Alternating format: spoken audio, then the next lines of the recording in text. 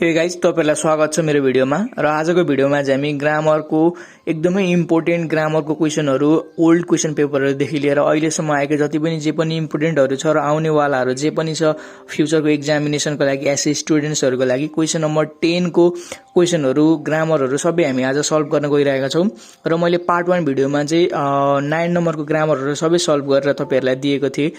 यदि तपाईहरुले त्यो पार्ट 1 भिडियो हेर्नु भएको छैन भने कृपया हेर्नु होला त्यो भिडियो र पार्ट 2 भिडियोमा चाहिँ अब हामी 10 नम्बरको ग्रामरहरु सल्भ गर्न गइरहेका छौं। अब हामी सेट 1 को क्वेशन हेरौं। Before Christmas they went to dash small town in Germany भनेको छ। अप्सन छ अ एन्ड द। यो क्वेशन चाहिँ आर्टिकलबाट आएको छ।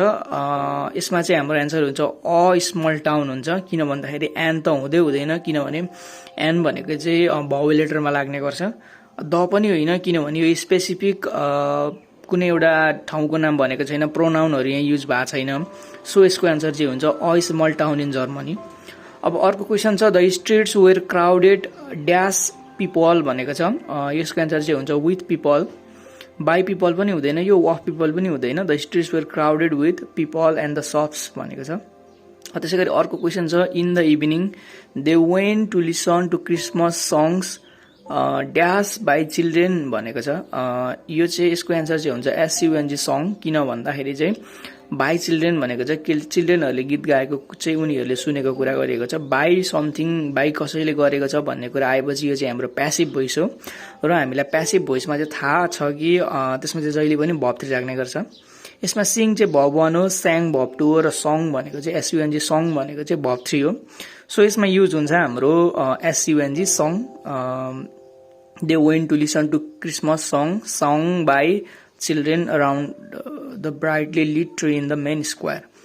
क्वेशन अर्को क्वेशन हेरौं। One of the boys dash was or were भनेको छ। वान अफ द बोइज आयो भने चाहिँ यहाँ बोइज चाहिँ प्लुरल हो, तै पनि हामी वान अफ द भन्ने अगाडि आयो भने जहिले पनि हामी सिंगुलर लेखिने गरिन्छ। सो यसको आन्सर चाहिँ हुन्छ वाज र वेयर। अप्सन दुईटा मात्रै छ, यसको आन्सर हुन्छ was. One of the boys was हुन्छ नियर देन। अर्को क्वेशन छ they asked him how he dash. यहाँ अप्सन छ feel, feeling, was feeling at the Christmas भनेको छ। यसको आन्सर चाहिँ वाज फिलिङ हुन्छ, किनभने त्यतिखेरको कुरा यहाँ चाहिँ प्राय जस्तो कुरा चाहिँ यहाँ चाहिँ कुरा चाहिँ के गरिएको छ भन्दाखेरि चाहिँ पास्टको कुरा गरिएको छ। त्यही भएर फिल भन्ने त यहाँ अप्सन हुँदै भएन। अब फिलिङ पनि हुने भएन, किनभने पास्टको बारेमा कुरा गरिएको छ। सो यसको आन्सर हुन्छ वाज फिलिङ। त्यतिखेर उसले फिल गरेको कुरालाई बताइएको छ। अर्को क्वेशन रहेको छ he asked them if they would excited were excited. Exciting भनेको छ, यसको आन्सर चाहिँ हुन्छ वेयर एक्साइटेड।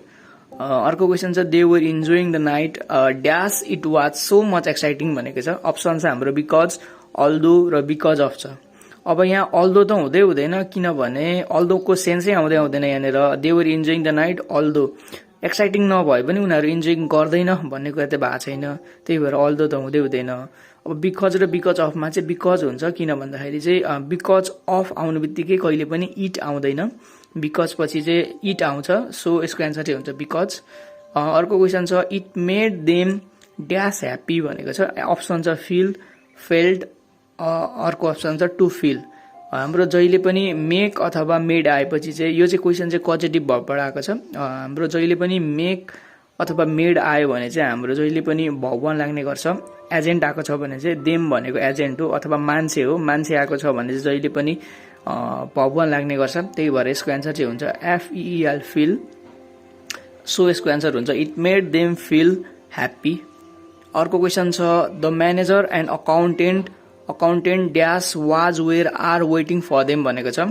यसको एन्सर चाहिँ द म्यानेजर एन्ड अकाउन्टेन्ट भनेको चाहिँ एउटै मान्छे हो। जब द आउँछ, द आइसकेपछि चाहिँ दुईटा कुरा गरेको छ, द स्टुडेन्ट एन्ड बोय भनौँ भने त्यो दुईटै मान्छे एउटै हो भन्ने कुरा बुझ्नुपर्छ हामीले जहिले पनि।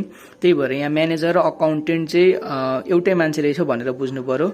सो यसको एन्सर चाहिँ हुन्छ वाज हुन्छ, किन भन्दाखेरि चाहिँ यो पास्ट टेन्समा कुरा गरिएको हो अनि एउटा मात्रै मान्छे हो। त्यही भएर यसको एन्सर चाहिँ हुन्छ the manager and accountant was हुन्छ वेटिङ फर देम। अनि अर्को क्वेशन लास्ट क्वेशन छ he said you had a great time dash छ। यो चाहिँ हाम्रो क्वेशन ट्यागबाट आएको छ। अप्सन छ डिडन्ट, ह्याडन्ट र ह्याभन्ट छ।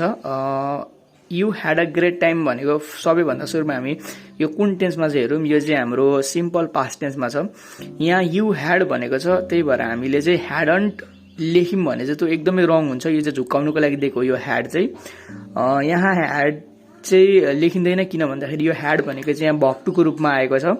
यु ह्याड गन भनेको भए चाहिँ त्यो ह्याड चाहिँ एक्जुलरी भर्बको फर्ममा आउँथ्यो, त्यही भएर ह्याडन्ट हुन्थ्यो। तर यहाँ ह्याड चाहिँ भर्ब टुको रूपमा आएकोले गर्दा, सिम्पल पास्ट भएकोले गर्दाखेरि यसको एन्सर चाहिँ हुन्छ डिडन्ट यु। टुको पहिलो क्वेसन हेरौँ। Once there was dash fox भनेको छ, यो आर्टिकलबाट आएको क्वेसन चाहिँ यसको एन्सर हुन्छ once there was a fox हुन्छ। अर्को छ the crane and the fox dash was were are great friends भनेको छ, यसको एन्सर चाहिँ हुन्छ were the crane and the fox were great friends.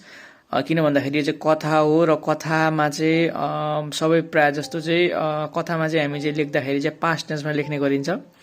अनि यहाँनिर पास्ट टेन्स भनेको चाहिँ वाज र वेयर छ। The crane and the fox भनेको चाहिँ दुईजना हो, दुईजना भएपछि यो प्लुरल लिन्छ, यसले प्लुरल भर्ब लिन्छ। अनि प्लुरल भर्ब भनेको चाहिँ यहाँनिर वेयर छ, सो यसको एन्सर चाहिँ हुन्छ वेयर।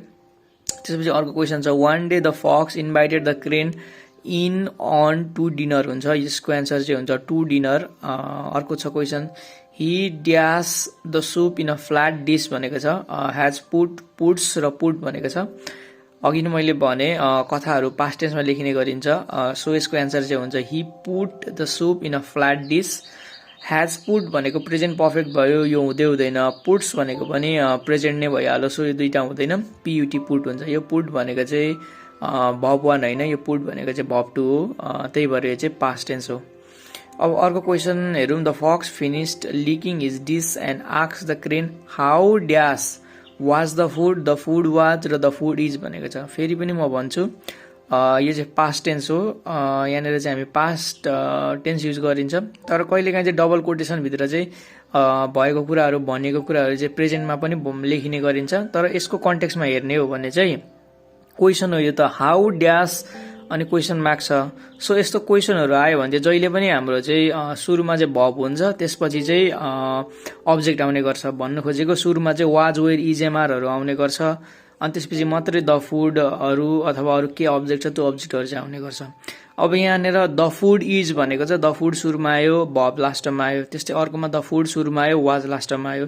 यो दुईटा चाहिँ हुँदै होइन, किनभने क्वेसन सोधिएको छ भने कहिल्यै पनि अब्जेक्ट सुरुमा आएर भर्ब चाहिँ सेकेन्डमा कहिले पनि आउँदैन। त्यही भएर हाम्रो यसको एन्सर हुन्छ हाउ वाज द फुड हुन्छ।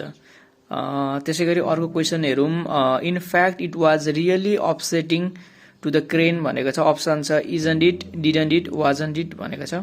यो चाहिँ क्वेसन ट्यागबाट आएको क्वेसन हो, यसको एन्सर चाहिँ हुन्छ वाजन्ट इट, किनभने वाज हाम्रो एक्जुलरी भर्ब छँदैछ, इट हाम्रो अगाडिको त भइहाल्यो एजेन्ट, अथवा इट हाम्रो प्रोनाउन भइहालिहाल्यो, सो यसको एन्सर हुन्छ वाजन्ट इट।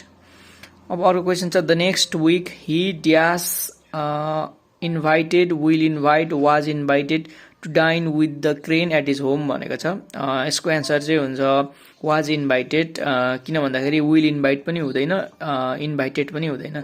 विल इन्भाइट चाहिँ फ्युचर भइहाल्यो, अब इन्भाइटेड भनेको पनि पास्ट हो, तर यसको सेन्समा चाहिँ वाज इन्भाइटेड नै हुन्छ, इन्भाइटेड हुँदैन। त्यसै गरी अर्को क्वेसन छ the crane serve boiled rice in a jug dash the fox couldn't reach the food भनेको छ, बिकज हुँदैन, सो द्याट हुन्छ यसको एन्सर चाहिँ। बिकज पनि हुँदैन, इन अर्डर टु पनि हुँदैन। इन अर्डर टु भएपछि चाहिँ भर्ब बनाउने गर्छ। In order to the fox मिल्दैन, किनभने इन अर्डर टु पछि भर्ब वान आएन। बिकज पछि चाहिँ बिकज पनि यो सेन्समा मिल्दैन, यसको सेन्समा मिल्ने भनेको चाहिँ the crane serve boiled rice in a jug so that the fox couldn't reach the food हुन्छ।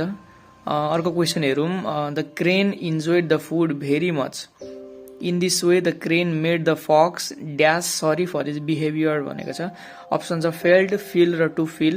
यो चाहिँ कजेटिभ भर्बबाट आएको क्वेसन हो। मेक प्लस एजेन्ट आयो भने मेक र त्यसपछि चाहिँ एजेन्ट भनेको कुनै गर्ने मान्छे आयो अथवा कुनै गर्ने एनिमलहरू आयो भने चाहिँ त्यसमा चाहिँ हामी जहिले पनि भर्ब वान युज गर्ने गरिन्छ। सो मेड प्लस एजेन्ट भएकोले गर्दाखेरि यसमा चाहिँ हामीले भर्ब वान छान्नुपर्ने हुन्छ। भर्ब वान यहाँ कुन हो भन्दा एफइइएल फिल हो, सो यसको एन्सर हुन्छ एफइइएल फिल। त्यसै गरी लास्ट क्वेसन छ if the fox had fed the crane well the crane dash भनेको छ। अप्सन छ didn't insult, would not insult र वुड नट ह्याभ इन्सल्टेड भनेको छ।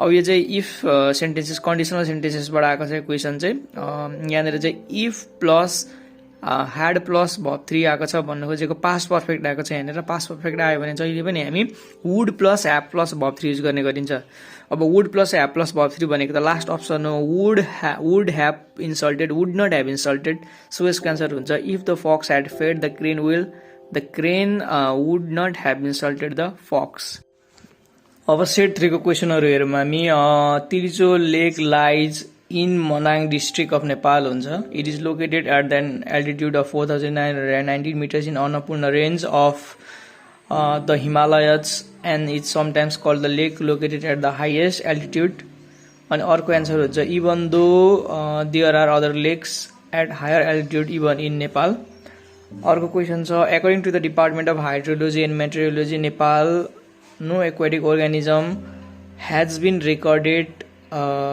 इन द लेक हुन्छ किनभने नो एक्वाटिक अर्गानिजम भनेको चाहिँ यसले चाहिँ सिंगुलर लिने गर्छ अब रेकर्ड भनेको त प्लुरल भर्ब हो अनि अर्को हैव बीन रेकर्डेड भनेको पनि प्लुरल नै हो सो यसले चाहिँ लिने गर्छ सिंगुलर भर्ब त्यो हो हैज बीन रेकर्डेड अनि अर्को क्वेसन छ द हाइक ड्याश टेक्स र टेकिङ एडिसनल 3-4 डेज हो द हाइक भनेको चाहिँ सिंगुलर सब्जेक्ट हो यसले पनि सिंगुलर नै भर्ब लिन्छ यहाँ टेक भनेको चाहिँ प्लुरल भर्ब हो त्यही भएर यसले चाहिँ टेक्स लिन्छ टेकिङ चाहिँ भफो चाहिँ यहाँ लाग्दैन भफो चाहिँ यहाँनिर लगाउन मिल्दैन यो सेन्टेन्समा चाहिँ त्यसपछि अर्को छ क्वेसन नो क्याम्पिङ इज दियर भनेको चाहिँ यसको चाहिँ हामीले क्वेसन ट्याग लगाउनु पर्ने छ सबभन्दा फर्स्टमा हेरौँ यो कुन टेन्समा छ पोजिटिभ छ कि नेगेटिभ छ हेरौँ यो चाहिँ नेगेटिभ छ नो क्याम्पिङ इज रिक्वायर्ड दियर भनेको सो हाम्रो क्वेसन ट्याग चाहिँ पोजिटिभ हुनुपर्छ अब यहाँ पोजिटिभ भनेको चाहिँ दुईटा छ एउटा वाज इट छ अर्को इज इट छ अर्को चाहिँ अब हाम्रो यहाँनिर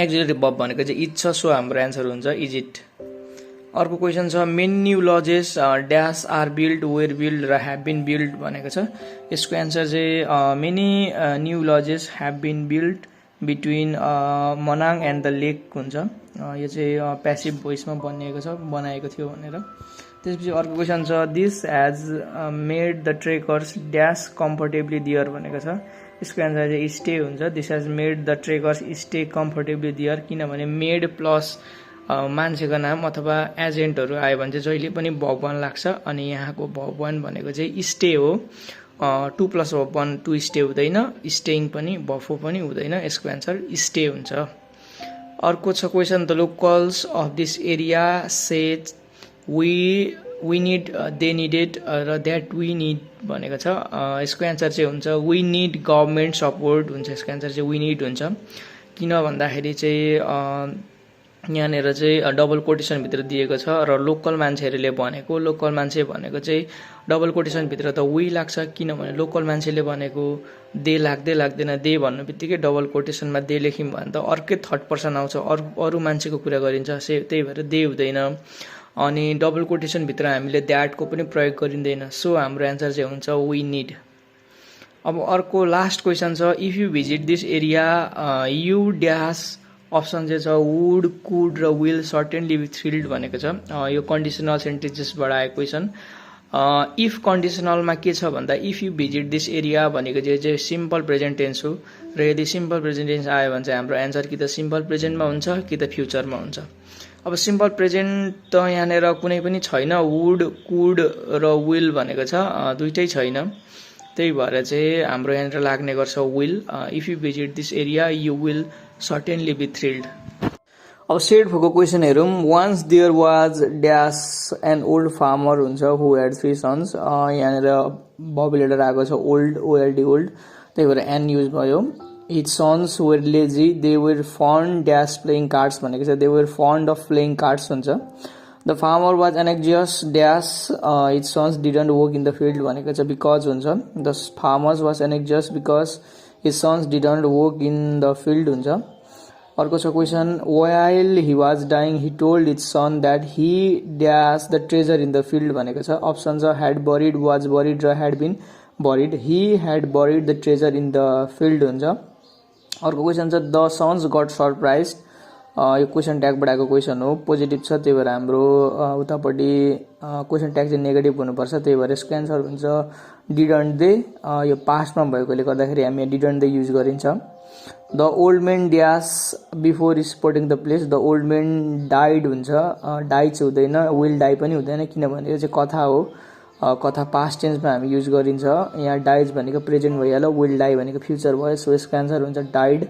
the old men died before sporting the place. The sons dug the field dash भनेको छ itself, himself, themselves. Itself त हुँदैन किनभने यो चाहिँ अब्जेक्टहरूको लागि युज गरिन्छ।